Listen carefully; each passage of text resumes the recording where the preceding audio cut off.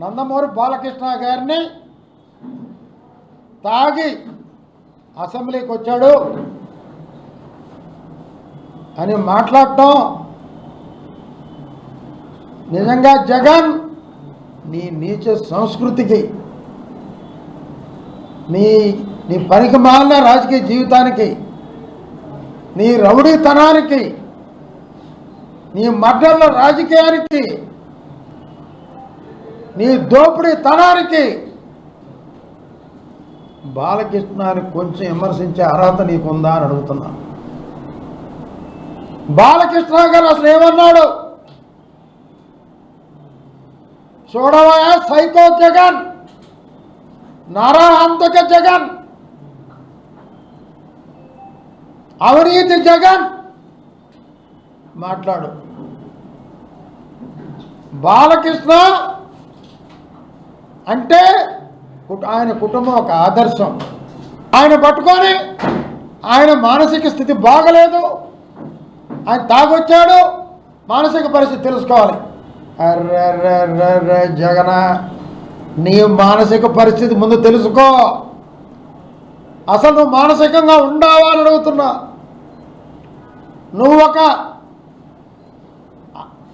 అధైర్యశాలివి. అదేదో సామెత అంటాడు, భయపుత్రులు అనేవాళ్ళు చిన్నప్పుడు. ఆ చెడ్డ పేరేం కాదు, దానికి నిదర్శనం నీ బతుకు.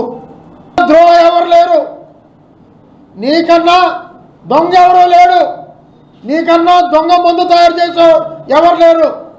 జే బ్రాండ్ పెట్టి వేలాది కుటుంబాలని చంపేసినటువంటి చరిత్ర, నీచ చరిత్ర నీ పార్టీది, నీ ప్రభుత్వంది.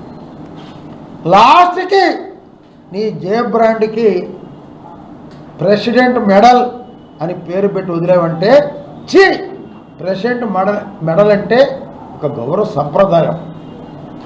మా వాళ్ళకి ఇస్తారు ఆ మెడల్. మందు కూడా పేరు పెట్టావంటే నీ అంత నీచుడు ఈ దేశంలో ఉండాలని అడుగుతున్నా.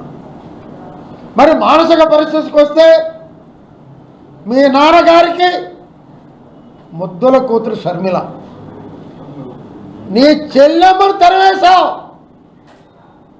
మీ అమ్మని తరివేశావు ఆస్తి కోసం, నీ బాబాయిని చంపించావు. నీ మానసిక పరిస్థితి నువ్వు తెలుసుకో జగన్.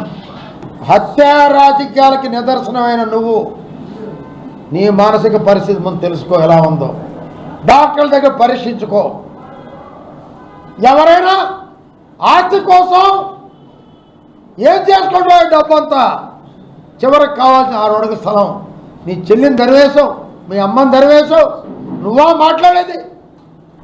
గత అసెంబ్లీలో కోడెల శివప్రసాద్ని అవమానించిన మీరు పచ్చి తాగుబోతు నువ్వు వంశీగాడు ఎన్నిసార్లు అసెంబ్లీలో మొత్తం బూతులు మాట్లాడారు.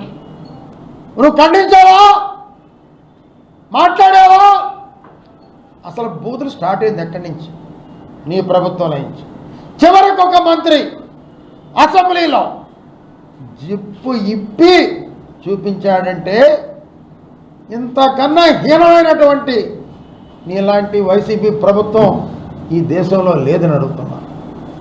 బూతుల సంస్కృతి నీ ప్రభుత్వంలో, ప్యాంటు జిప్పు చూపించింది నీ ప్రభుత్వంలో, దొంగ మందు జగన్ బ్రాండ్ మందు తయారు చేసింది నీ ప్రభుత్వంలో, వేలాది మందికి చావు కారణమైంది నీ ప్రభుత్వంలో, వందలాది మంది కార్యకర్తల్ని, తెలుగుదేశం కార్యకర్తలను చంపించింది నీ ప్రభుత్వంలో.